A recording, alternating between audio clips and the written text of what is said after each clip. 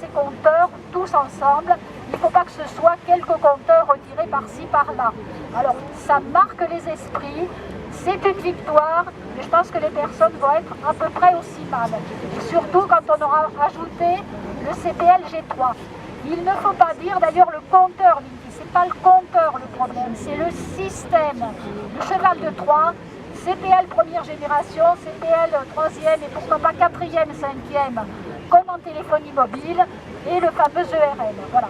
Donc quand on voit effectivement le reportage de France 3 de cette personne de Nice qui a dû, donc Laurent Desplats, qui a dû quitter son domicile en raison des problèmes de santé qu'il a eu suite à la pose du Linky, et qui est soutenu par une dizaine de résidents de l'immeuble qui eux ont aussi des problèmes de maux de tête, d'insomnie, etc.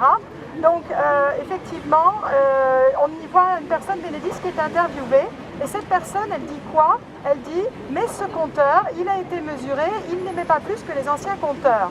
On est encore dans une manière de noyer le poisson parce qu'on se focalise sur le compteur. Le problème, pour le moment, tant qu'on n'y aura pas mis le module émetteur radio Linky ERL, et auquel cas à ce moment-là, le compteur Linky aussi émettra des ondes directement au compteur, comme les compteurs à gaz et les compteurs à eau, ou les compteurs électriques dans d'autres pays comme en Amérique du Nord. Eh bien, en attendant, le problème, c'est pas le compteur lui-même en ce qui concerne la santé, ce sont les fréquences CPL qui sont envoyées dans tous les câbles locaux et du logement, qui arrivent dans le logement également, mais on va voir que c'est pire quand vous avez le compteur Linky quand même. Et deuxièmement, ce sont tous les relais de rue qu'ils cherchent à implanter.